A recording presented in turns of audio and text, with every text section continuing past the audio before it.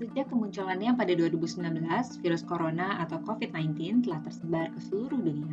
WHO menetapkan COVID-19 sebagai pandemi global pada Maret 2020, dan Indonesia turut merasakan dampak dari COVID-19 di berbagai aspek kehidupan. Oleh karena itu, untuk meringankan beban masyarakat dalam situasi pandemi, pemerintah Indonesia mengeluarkan kebijakan penyaluran bantuan sosial bagi masyarakat. Namun, muncul permasalahan dalam penyaluran bansos, mulai dari penerima bantuan fiktif, kuantitas dan kualitas bantuan yang tidak sesuai ketentuan, bansos salah sasaran, sampai adanya pemotongan bantuan langsung tunai. Dengan banyaknya masalah tersebut, maka dibutuhkan pengawasan secara komprehensif oleh pemangku kepentingan yang disertai dengan partisipasi aktif dari masyarakat.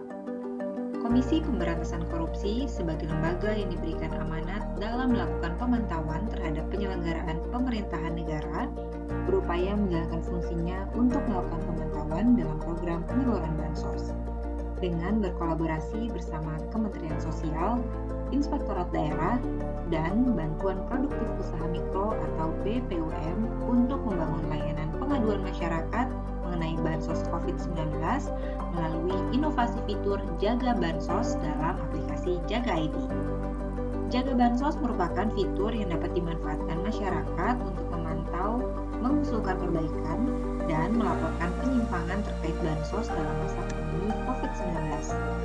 Jaga ID juga mendorong dan melibatkan pemerintah untuk merespon feedback dari masyarakat. Proses inovasi Jaga Bansos bisa dianalisis dengan A-to-F model. Model inovasi ini dimulai dari tahap strategic planning, di mana dalam inovasi Jaga Bansos, KPK melakukan tahapan tersebut bersama Kementerian Sosial, Inspektorat Daerah, dan BPUM. Tahap berikutnya adalah innovation process. Pada tahap ini terdapat 6 aktor yang berperan sebagai A-to-F roles untuk menjalankan the 6 Eyes of Innovation.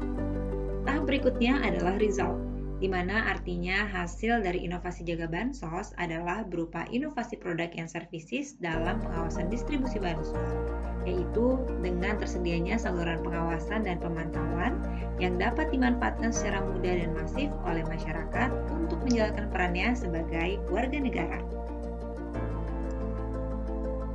Terdapat beberapa aktor yang terlibat dalam proses inovasi Jaga Bansos. Yang pertama adalah aktivator, yaitu pihak atau mekanisme yang memulai dijalankannya proses-proses inovasi dalam suatu organisasi. Peran ini dijalankan oleh pimpinan KPK. Yang kedua adalah browser, yaitu pihak yang mengumpulkan informasi deskriptif untuk mendukung terlaksananya inovasi dalam pencapaian tujuan. Peran ini dijalankan oleh Deputi Bidang Pencegahan KPK. Kemudian, yang ketiga adalah creator, yaitu pihak yang bertanggung jawab melahirkan ide-ide kreatif yang akan diwujudkan dalam bentuk inovasi. Peran ini dijalankan oleh tim Jaga KPK. Aktor yang keempat adalah developer, yaitu pihak yang memiliki spesialisasi dalam mengubah ide inovasi menjadi bentuk produk atau jasa. Peran ini dijalankan oleh Direktorat Manajemen Informasi KPK. Selanjutnya yang kelima adalah eksekutor, yaitu pihak yang bertanggung jawab terhadap eksekusi dan implementasi inovasi produk atau jasa dan mengawasi penerapannya. Peran ini dijalankan oleh tim Jaga KPK. Aktor yang terakhir adalah fasilitator, yaitu pihak yang memberikan persetujuan atas sumber daya yang dibutuhkan untuk mendukung proses inovasi dan berperan menjadi konduktor dalam mengawal instrumentasi proses inovasi.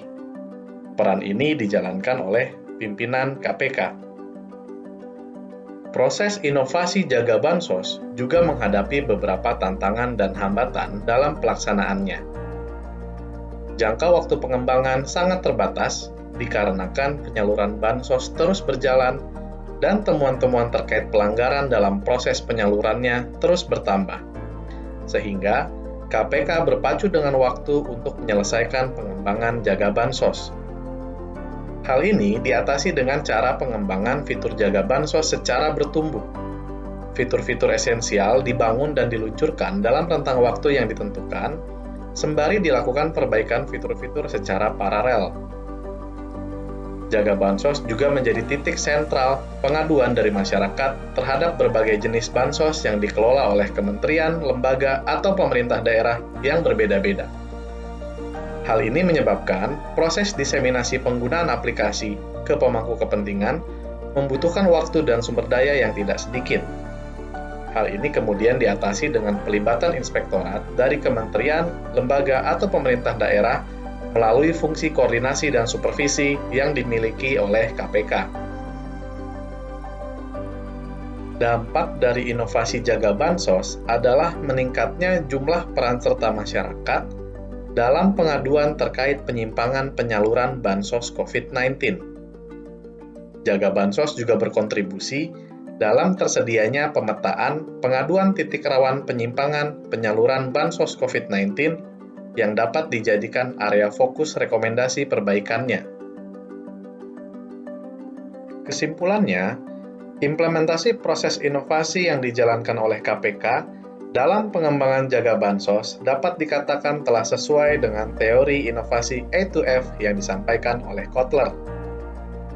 Unit kerja dan pemangku kepentingan yang ada di KPK telah melakukan peran A2F-nya masing-masing untuk menjalankan the 6 I's of innovation sehingga tercipta suatu inovasi yang efektif dalam pencapaian tujuannya, yaitu peningkatan peran serta masyarakat dalam pengawasan penyaluran bansos COVID-19.